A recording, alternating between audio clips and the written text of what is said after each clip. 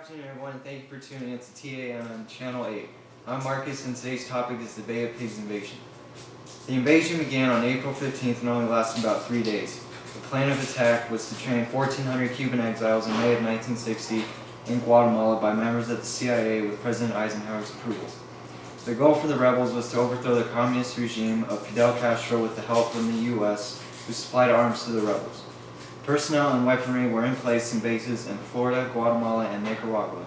The CIA drew up these plans based on a previous success in dispensing with a pro-communist regime in Guatemala. Joining me now are world history analysts Duran and Tobias.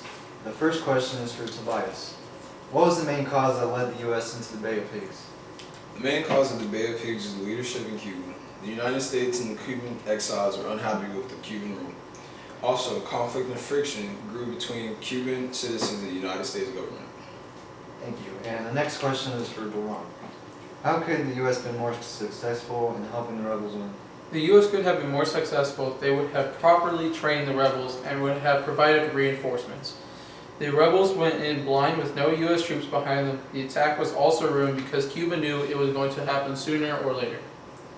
And next question is for Tobias. Who was involved with the invasion?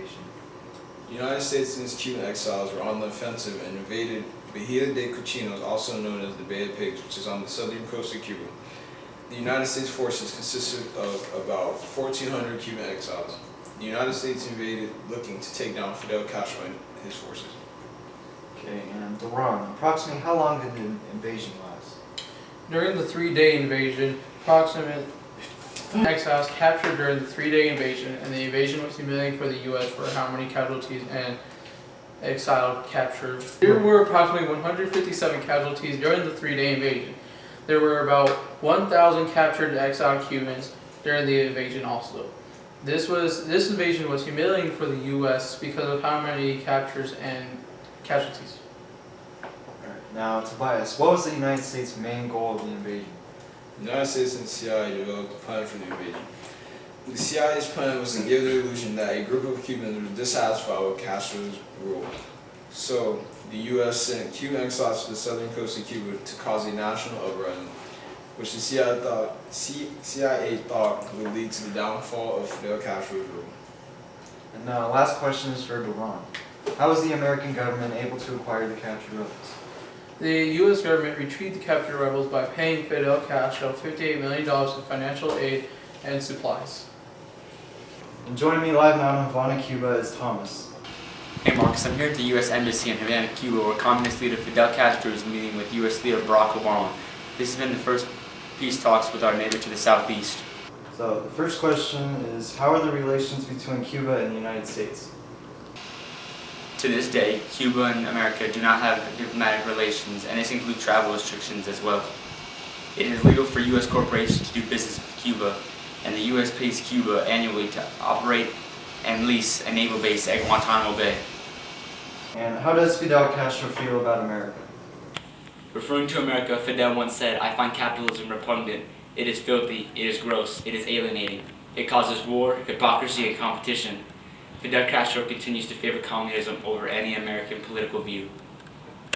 And how did Fidel Castro remain in control of Cuba? Fidel stayed in power for almost 47 years, obtaining his power by leading a band of guerrillas and seizing power from Fulgencio Batista. Castro has refused to respect civil liberties and ruled Cuba with an iron fist until the day he gave up his power to his brother in 2006. And the last question is, do you foresee an agreement between Cuba and the U.S. anytime soon? With the way communication has been going recently, I don't think talks will resume anytime soon. Okay, thank you for your input, Thomas. Anytime, Marcus. We're now joined by Thomas live in the studio along with Ron and Tobias.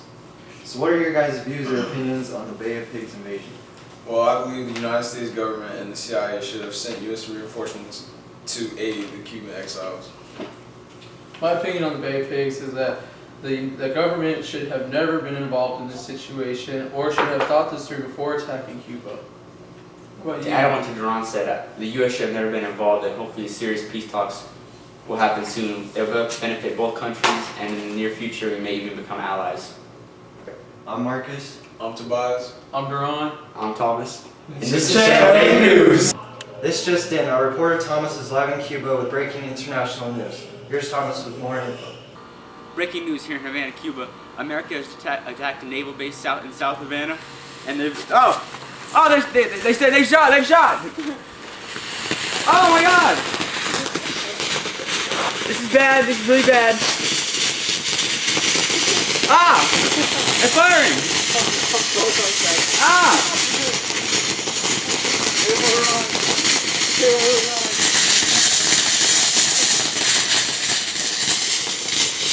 This has been breaking news from KPRC Local 2 News. We now rejoin our regularly scheduled program already in progress.